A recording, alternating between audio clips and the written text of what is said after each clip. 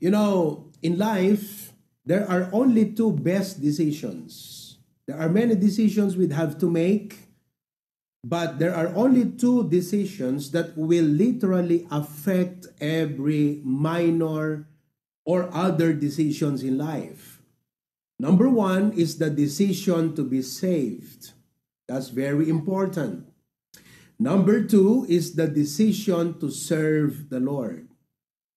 Our decision to be saved affects our eternity. And our decision to serve the Lord affects our life on earth. We are not yet in heaven. We are still on earth. And we'll have to make a lot of decisions. But if we are going to figure out how to make the right decisions in this life, there is but one decision that you need to make, and everything else will follow. And that decision is to serve the Lord. Pipiliin mo lang naman maglingkod sa Diyos o hindi. Lahat na ng ibang desisyon, susunod na lang yon. For example, you choose, you stay in the Philippines or you stay in Australia. If you stay in the Philippines, then you'll have to make decisions on a Philippine setting. If you stay in Australia, then you'll have to make decisions on an Australian setting. So when you decide to serve God, you'll have to make decisions in a serving setting. But if you are not going to choose to serve God, then you'll have to make decisions na hindi siya kabilang doon sa setting na iyon. So it is very important that we realize that serving God is the best decision we can make with our life.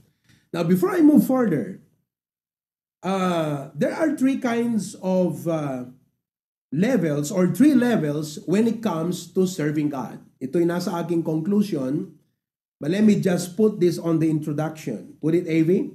The three levels in serving God.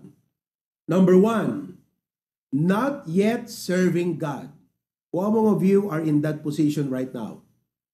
You are not yet serving God. So if you're not yet serving God, then it's time to start. Because like what I told you, when you make that decision to serve God, it will affect all the rest of your decisions in life. Apektaran na ti finances mo, apektaran na iti panagpilim ti asawaem, apektaran na iti priorities mo when it comes to your time. Because you've made a decision to serve God. So, are you in that position now, not yet serving God? Number two, the second level is started but stopped. It's time to go back. Started but stopped. So, what do? It's time to go back. Serving God. Siguro sabi mo, dati pastor, nagsisilbi ako sa Diyos, pero natigil ako Aba, tumigil ba ang buhay mo? Tumigil ba ang blessing ng Lord sa'yo? Tumigil ba ang Diyos na ingatan ka? Ay, hindi, pastor. O hindi pala Hindi ka dapat tumigil magsilbi sa Panginoon. So kung natigil ka, bumalik ka. Pastor, paano ko makakapagsilbi sa Panginoon? Magandang tanong yan. Kung hindi mo pa tinatanong yan, tanungin mo na ngayon. In what ways I could be able to serve God? You should start asking that question now. Okay? That's second. Number three, the third level is making progress in serving God. So what do? Keep growing. So these are the three levels. Now, where are you in your service to God right now? Where are you in your service to God right now?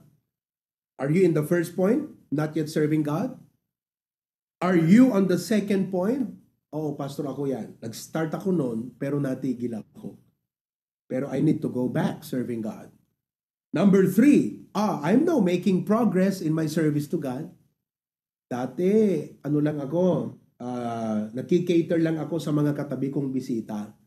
Pero ngayon, coordinator na ako. Praise God, I'm making progress. Well, keep growing. So my question is, saang level ka na?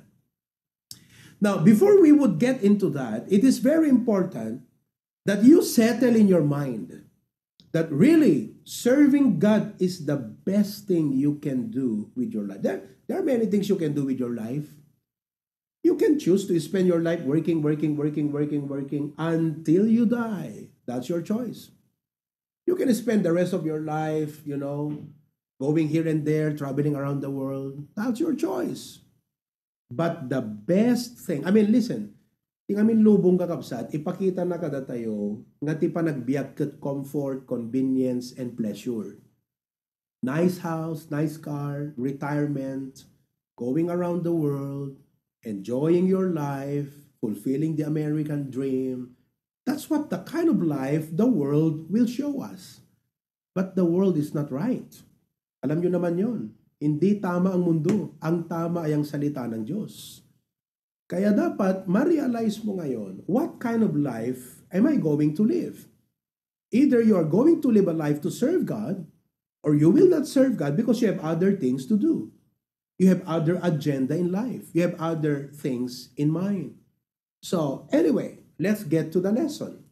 I'll prove to you why serving God is the best thing that you can do with your life. Number one, serving God is the best thing to do is because it is right. Serving God is right. Tama lang na paglingkuran ng Diyos, mga kapatid.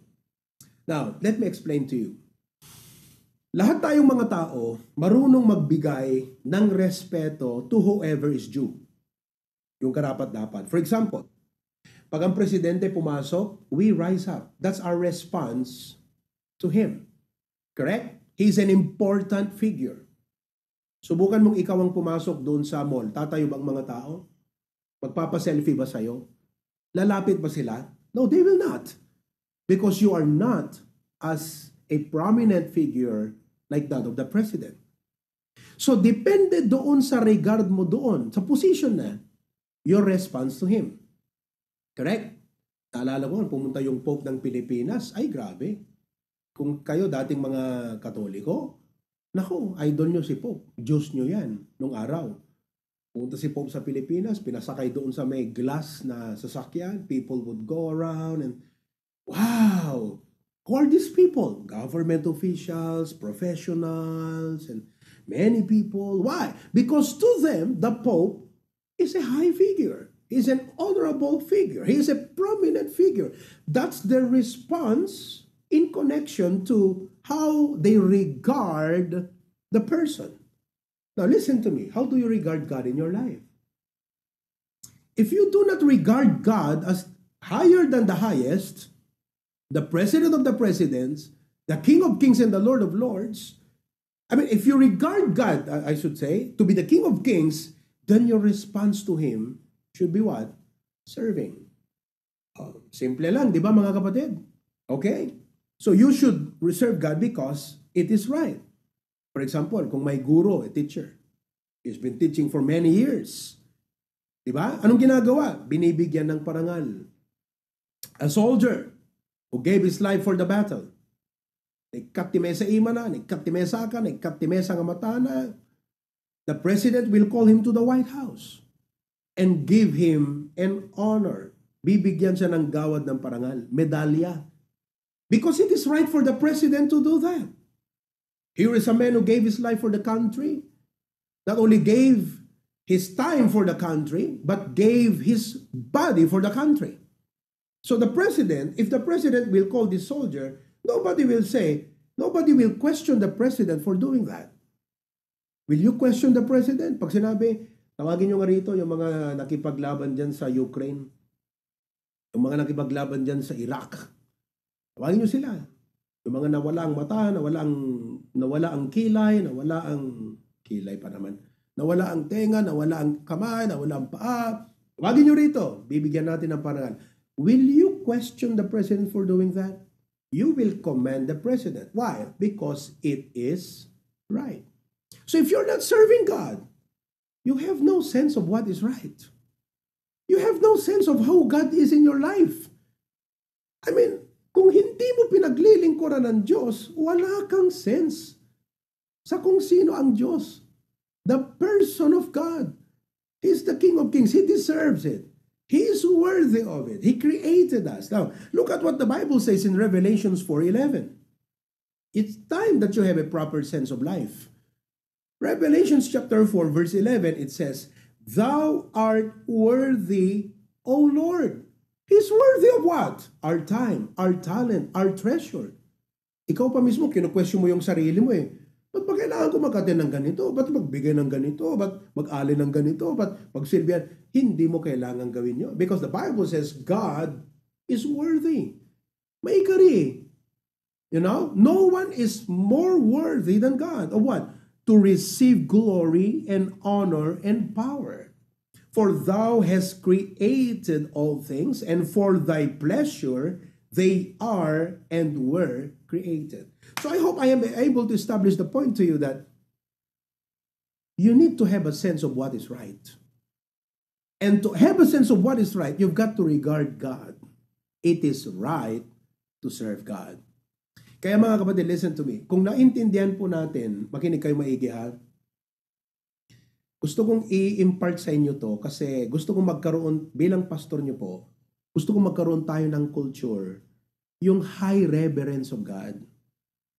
Kaya timely ito kasi many of you nandyan sa sanctuary, some of you nandyan sa mga bahay. Mga kapatid, gusto kong sabihin sa inyo, kahit nasa mga bahay kayo, umayos kayo. Kasi God ang sinisilbihan natin. Dress appropriately. Sit properly. You're not worshiping Pastor Provi. You're worshiping God.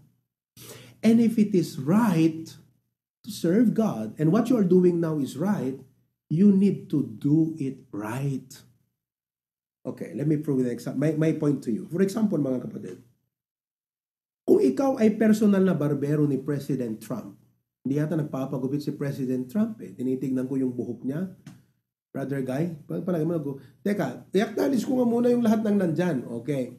Sa California, Ninong Rene, Ninang Rina, magandang araw sa inyo. Brother Guy, Sister Mila, magandang hapon. Elaine, I see you there. Okay. And Tita Teresa, Sister Raquel, Tita Puring, Sister Marivic, Tita Lynn of Batak, and Sister Risa Akibay, Sister Luisa, buksan mo yan para makita namin yung bulaklak. Oo, Sister Marivic, Brother Reggie, Sister Cheryl, I'm glad you're there. Siguro nasa work Sister Cheryl, pero ka-tune in ngayon. Marie and Brother Brisbane, hello. Brother Brisbane, dito pala yan, okay. And si Boss Daniel at si mga kasama, Cecilia Arellano, thank you for tuning in. Okay, let's go back. If you are the barbero of the president, listen to me, ipagmamalaki mo yun. Bakit po? Because ang daming barbero sa buong bansa, ikaw ang pinili. In the same way, there are so many people around the world, pero pinili ka ng Diyos. Piliin mong paglingkuran siya. And when you're going to choose to serve God, serve Him right. Kasi ganito yan mga kapatid. Kung ikaw ay barbero ng presidente, hindi lang basta-basta yung gupit mo. Kasi yung taong ginugupitan mo, importanteng persona yan mga kapatid. Hindi siya ordinaryo. Kaya nga ito yung mind na gusto kong ma-realize nyo mga kapatid. We are serving God. Just like kung yung barbero, kung barbero ka, gugupitan mo yung presidente, tapos tukatukkaw ka kapsat, hindi po pwede yun. Okay lang siguro at sarilim, tukatukkaw. Pero kung importanteng figure, hindi pwede yun. Because he's a very important person in high position. Anong gagawin mo? Barbero ka, ayusin mo. Ayusin mo yung paggupit mo. Kaya mga kapatid, kung meron tayong ganong sense of what is right, presidente yan, you count it a privilege. Dapat may sense ka rin na Diyos yan, you count it a privilege. Kaya kung may sense ka na, presidente yan, ayusin mo ang paggupit mo. Dapat may sense ka rin na Diyos tong pinaglilingkuran. And I don't care kung people treat Him ordinarily, people treat Him with low regard, but I am going to treat God in high regard. Because I don't treat God based on how you treat Him. I treat God because of who He is. So kung nagkakaabay mo, sit-sitikan na ni Apo Diyos, don't follow Him. Because you're not treating God on the basis of your seatmate. You're treating God on the basis of who God is. Is a very important person. Kaya dapat ikaw, kayo, tayo, ako, individually, magkaroon po tayo ng personal sense and reverence of God. Kaya pag tayo nag-worship sa Panginoon, mga kapatid, dapat we give Him the high regard. Umayos tayo. Halimbawa, napakaganda na pag nakita ng mga tao na pambihira tong mga HBBC, kahit online sila, pero kita mo, behave na behave sila kung magsamba sa Panginoon. Nagtitake note. Talagang pag-preaching na, nakatutok sila. Kaya alam nyo po, doon sa ating church sa Bacara, I implemented a patakaran na pag oras na nag-start na si Pastor Provi na tumayo at mangaral ng salita ng Diyos, no one should be standing up and going around. No one should be walking. No one should be going out and coming in. Pag nag-start na si Pastor Provi, binuksan ng Word of God, sarado ang lahat ng pintuan. If you are outside, sorry, you can no longer come in. I mean, it's one thing nga nagadot pinarswa ti Diyos, but it's a different thing nga man manut mga acknowledge ko na po Diyos. Bilyones ti tao ti lubong, nga man manulat mga acknowledge ti Diyos. I hope you're one of them. And if you're one of them who acknowledge God, then let's show to the world who God is through our worship. Isong ikantay ti disiplina. Disiplina iti panagtugawong kunak nga rod. Pati ayos, diba? Nakita yung kakabsat, awan ordinary agimong tayo, ha? Dagito'y badok, it does not matter. Sunday, Wednesday, it's not the issue. Kasi I can wear barong on Wednesday. I wear barong on Wednesday. Wednesday formal. Why? To show to people? No. It's my attitude towards God. Apin yung ka makikasar kastat langam? I don't think so. Kat ni Apo Diyos dahil kakabsat. Ti pagsasaritaan tayo ni Apo Diyos. It's time. Nga datayo nga mga acknowledge. In-acknowledge tayo matlaan nga ni Apo Diyos ti biyag tayo. Ipantayo ti usto nga panagraem kan kuana. Ipaitay ti usto nga panagserbi kan kuana kakabsat. Please keep that in mind. As an HBBC family, let's do it for God. Isong amoyo kas pastor, permi ko nakapo, isuro nakadi, kasano nga isuruwak.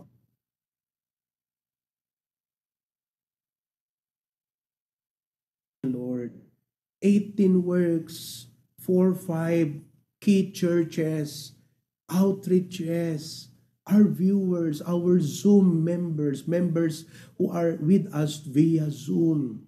How can I teach everyone, Lord, that when we worship you in spirit and in truth?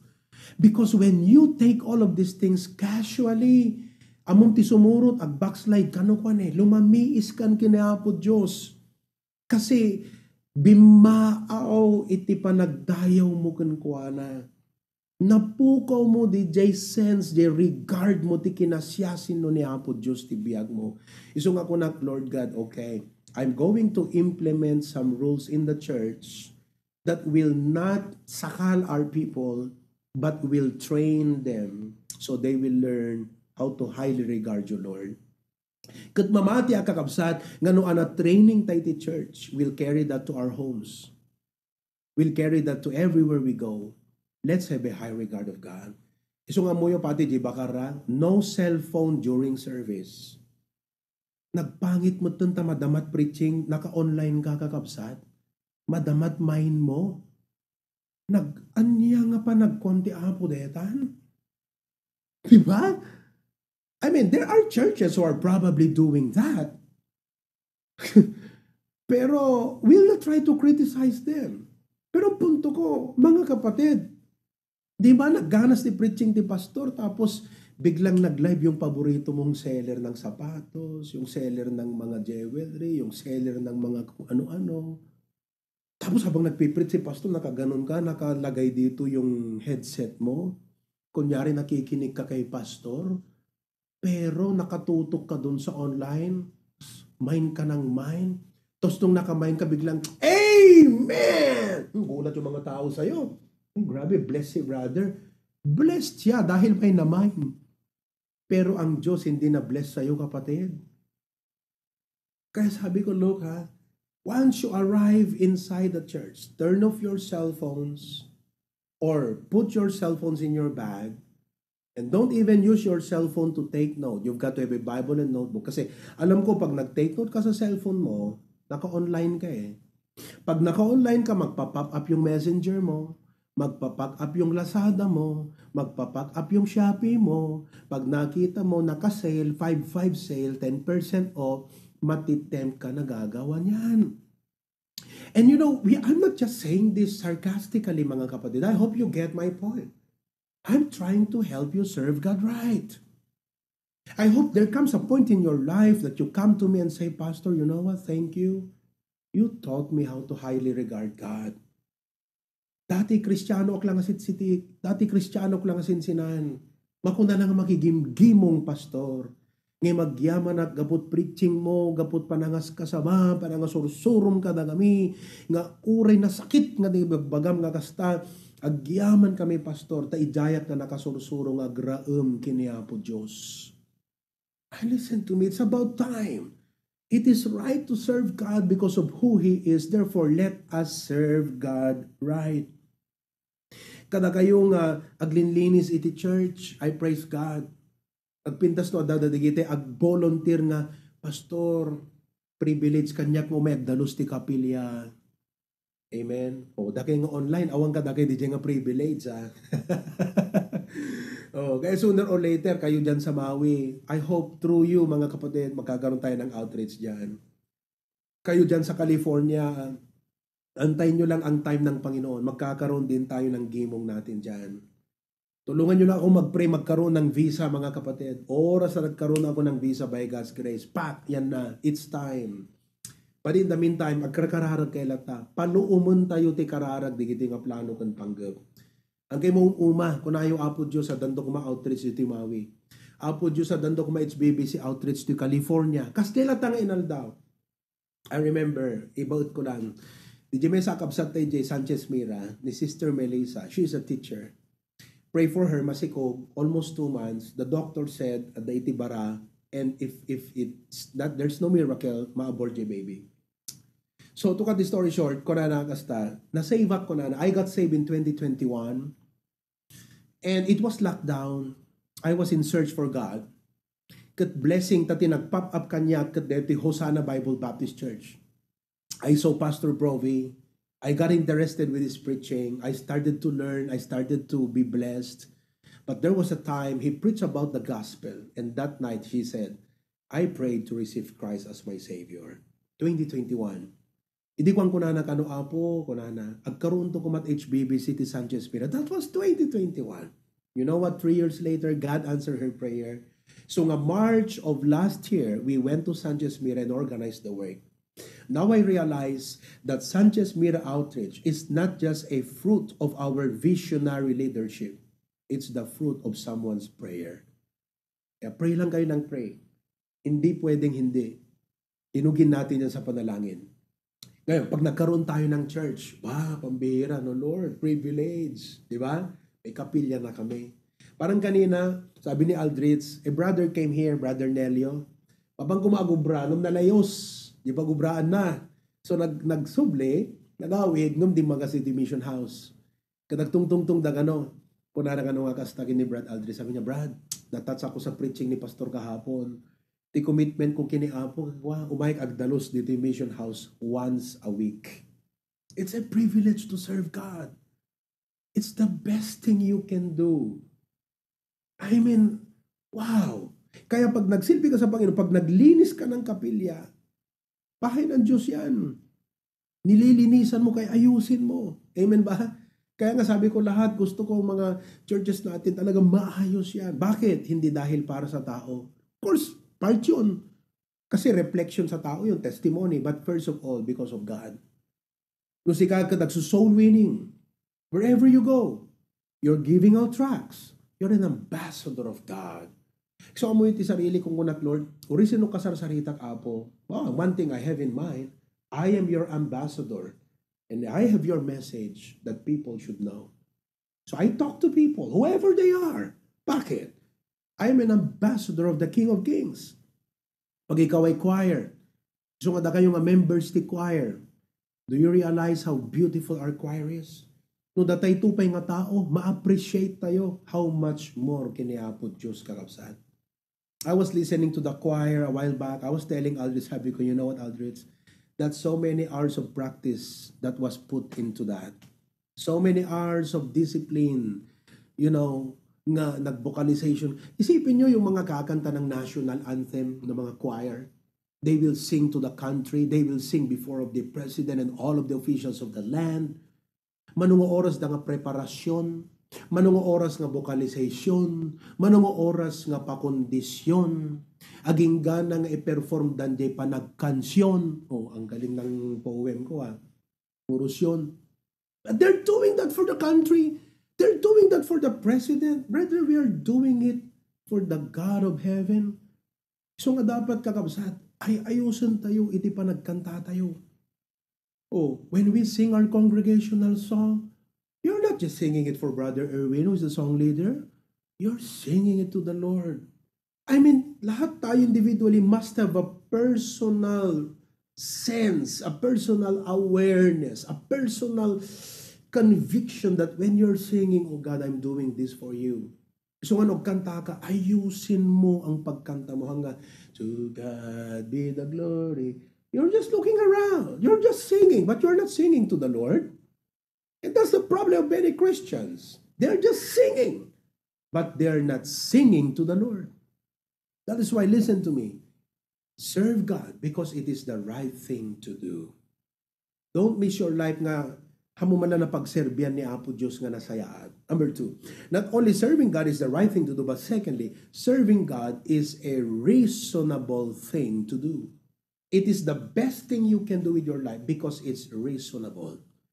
Alam niyo, if you're a wise person, tinitignan mo lahat ng out ng life mo Out ng time mo, out ng money mo, out lahat. Yung outgoing, tinitignan mo yan. You have to make sure sulit. You have to make sure it's worth it. You have to make sure na hindi sayang. Ibig sabihin, when you spend your time, your treasures, you have to make it reasonable. That's very simple. Now listen to me. Serving God is reasonable. Bakit po? In Romans chapter 12 verse 1, it says, I beseech you therefore, brethren, by the mercies of God, that ye present your bodies a living sacrifice, holy and acceptable unto God, which is your reasonable service. Listen, ti panangidatag ti biag kini Apo Dios tapno aramaton na, baling nga instrument na, tool ti Apo, sabi ng Bible, is reasonable. Why? He gave His life for you. It's reasonable that you give your life for Him. I mean, for example, no ti may sang anak, regaluan na ni nanang na, are you going to question that? For example, every November 25 is my wife's birthday. And every time nga birthday suna, you know what she tells me? Sabi niya, Dad, regaluhan ko si Mami ngayon. Nag-ipon ako, sabi niya, nag-ipon ako ng pera, ireregalo ko kay Mami ito. I said, it's your birthday? Yes. Awang kumat birthday, no hanak inyanak. Of course, ni Apo Diyos ti number 1. Iso nga, the birthday gift na kan Apo basta birthday. Nga madamot birthday gift na kan Mami. Apay, kasi big-bigan na Pambihira. Okay, amen yan, mahal ko. Amen. Good, good, good. Kaya alam nyo, nung isang araw, nandun kami sa Sydney, naglalagad kami ni Mama. Oh, may nakita siyang store. Di ko nasasabihin kung anong store. Hilig yan ng mga ladies. Alam nyo na yon. Puwasok kaming ganyan. Kaya nga, yung mga husbands dyan pag nasa mall, di ba? Inahawakan daw yung kamay ng misis. Sabi nila, it's romantic. No, it's not romantic. It's economic. Di ba? Dito ka. Okay? Pero sabi ni Mama, gusto ko to Sabi niya ganyan. Biling ko kaya, may konting may konting pera ako Sabi ko, Ma, bilhin mo yan. Sulit ka na dyan. Sabi ko sa kanya, sulit ka sa bibilhin mo na yan. Okay na yan. O binili niya, mga kapatid. Pero ginamit niya yung card ko. Card. Later on, isip ko, sabi ko, lapit na ng birthday ko March ngayon, May yung birthday ko. So, Nung gabing yon, sabi ko, Ma, sabi ko sa kanya, yung binili natin na unang bayaran sa akin yon. Oh, sabi ni kulat siya.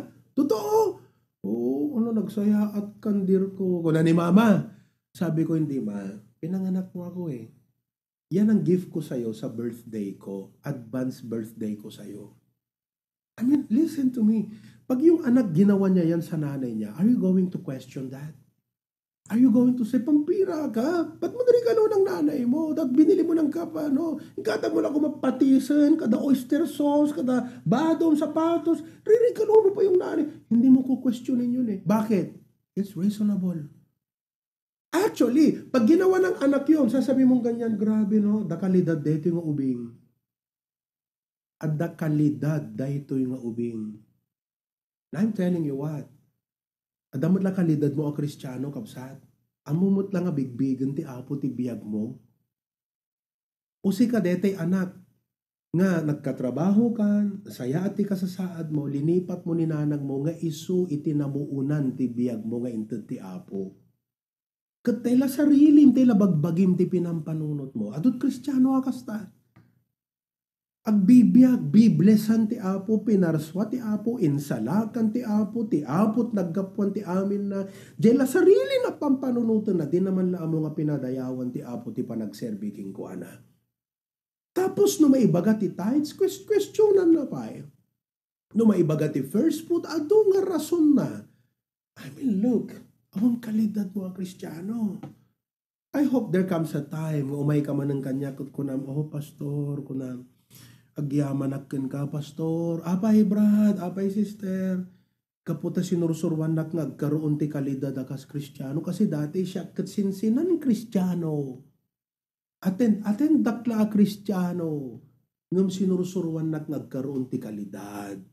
Nasursurok ti agyaman ti apo, agserbi ti apo, ited ko tay tithes nga para ti apo, tay lap offering ko, tay first fruit ko. Pastor, thank you for teaching me. Nagkaroon ti kalidad, quality ti Christian life ko. Listen to me. Nagadut Kristiyano nga manmanot ada quality nagakabsat. Tila pakakitam ti quality jay Kristiyano ket di jay pudno agserserbi iti apo. Ngam nagadut pa nag-attend ti church.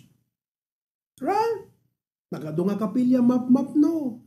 Kang kanta, grabe, pambihira sa Panginoon, ganyan-ganyan.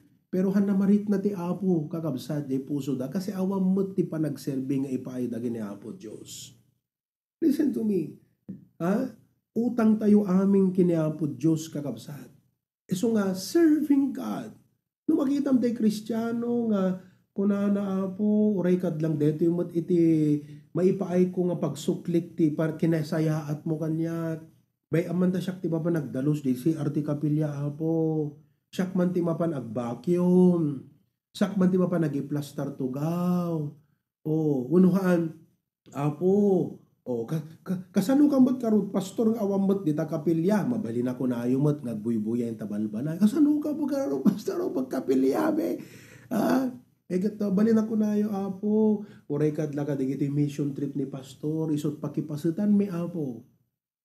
Amen. Amoy dakabsat tayo ti commitment na isot para gatang ti barong.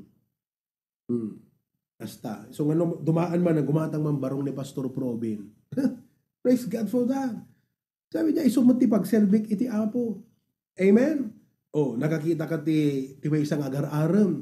Pangted ti sabong, chocolate, perero, kada sabong ti karabasa, sabong ti marunggay. Ito na gagabsat. Kaputa agay ayat. Are you going to question that? No, you don't. It's reasonable. That's why, listen to me. Serving God is reasonable, mga kapatid. Now, I am going to close here. Pero I hope na-realize you. Serving God is right. And that's why we need to give God the right kind of service. Antay sinsinanan. Let's have a reverence of God. Number 2, serving God is reasonable. Amen? So nga, agsubli tayo, kadayjay mo na itatay. Asan ka na sa paglilingkod mo sa Diyos? If it is the best thing that you can do with your life, asan ka na sa paglilingkod mo sa Diyos. There's no better thing you can do with your life. Tell me. Adapi ayan na pimpintas nga pangyusaram tabiyag mo? Tell me. Awanan eh. No di pa nagserbi lang kini Apo Diyos. It is right. It is reasonable. So asan ka na? Number 1, not yet serving God. It's time to start. Start serving God. The good question is, Lord, how can I serve you, Lord? Halak lang agad attend. I need to come to serve. Number 2, if you have started but stopped, then it's time to go back. Subligan. Number 3, you are now making progress. Then you keep growing. So, bottom line, anak kakabsat, agserbitay mo't lang kiniapo Diyos, uno saan?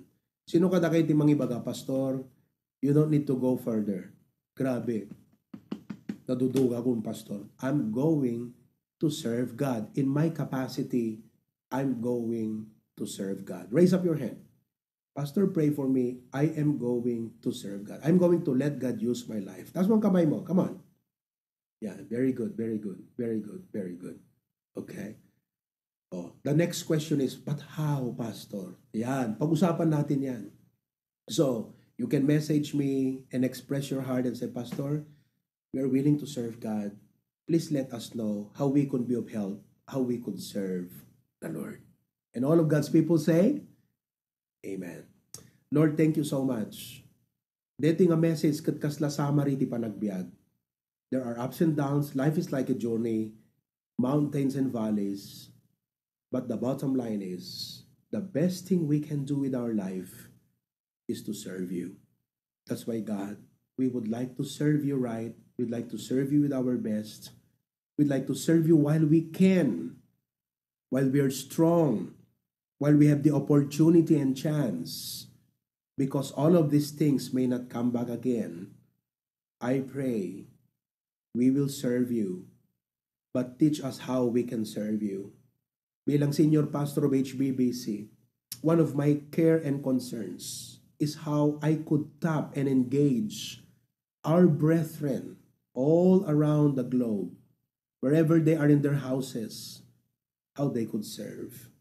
Kaya Panginoon, I pray that everyone will be so engaged in serving you. Hangko mga hindrance, deti ka adayuda apo.